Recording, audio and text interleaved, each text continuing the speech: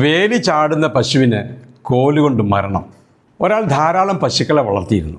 അയാളുടെ പറമ്പിന് ചുറ്റും വേലിയൊക്കെ കെട്ടി വളരെ സുരക്ഷിതമായിട്ടാണ് പശുക്കളെ വളർത്തിയിരുന്നത്. ഈ പശുക്കളുടെ കൂട്ടത്തിൽ ഒരു പശു സ്ഥിരമായി ആ വേലി ചാടി പുറത്തു പോകും. വേലി ചാടിയ പശുവിനെ അയാൾ തിരിച്ചു കൊണ്ടുവരും, പൊളിഞ്ഞ് വേലി കെട്ടും. പശു പിന്നെയും ചാടും. ഇങ്ങനെ പല ദിവസങ്ങളായപ്പോൾ ഇയാളുടെ ക്ഷമ കെട്ടു. അയാൾ പശുവിനെ അടിച്ചു കൊല്ലുക ചെയ്തു. ഇതാണ് ആ പഴഞ്ചൊല്ലിന് അർത്ഥം എന്ന് നമ്മൾ ഒറ്റ നോട്ടത്തിൽ മനസ്സിലാക്കാം. പക്ഷേ നമ്മുടെ മനസ്സിലും ഇതുപോലെ പശുക്കളുണ്ട്. പശുക്കൾ എന്ന് പറയുമ്പോഴത്തേക്കും നമ്മൾ സാധു മൃഗമാണല്ലോ. നമ്മുടെ മനസ്സിനകത്തും വേലിക്കെട്ടുകളുണ്ട്.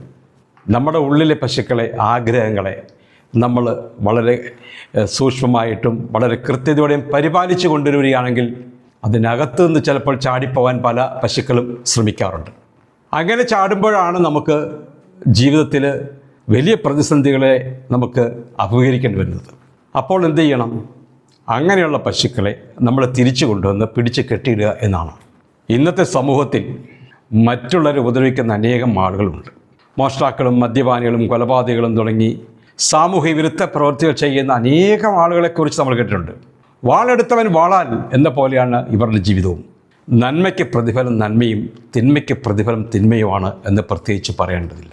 ഇവരുടെയൊക്കെ മനസ്സിലെ പശുക്കളെ ഇവർ അഴിച്ചു വിട്ടിരിക്കുകയായിരുന്നു. ഇങ്ങനെയുള്ള ആൾക്കാർക്ക് എപ്പോഴും തിന്മയായിരിക്കും അവരുടെ പ്രതിഫലം. മറ്റുള്ളവരെ ഉപദ്രവിക്കുന്നത് ചിലർക്കൊരു രസമാണ്, ഹരമാണ്. മറ്റുള്ളവരുടെ ഉയർച്ചയിലും വളർച്ചയിലും കണ്ണുകടിയുള്ള അസൂയാലുക്കളായ ആളുകളാണ് മറ്റുള്ളവരെ ഉപദ്രവിക്കാൻ ശ്രമിച്ചുകൊണ്ടിരിക്കുന്നത്. വേലി ചാടിയ പശുവിൻ്റെ അവസ്ഥയായിരിക്കും ഇവർക്കും. വെറുതെ എന്തിനാണ് മറ്റുള്ളവരെ ഉപദ്രവിക്കുന്നത്? മറ്റുള്ളവരെ ദ്രോഹിക്കാൻ ആരാണ് ഇവർക്ക് അധികാരം തന്നിരിക്കുന്നത്? മനസ്സിൽ നിന്നും ദുഷിച്ച ചിന്തകളെ എന്നേക്കുമായി കളയുക. അന്യരെ വേദനിപ്പിക്കുന്ന ഒരു പ്രവൃത്തിയും ചെയ്യാതിരിക്കുക.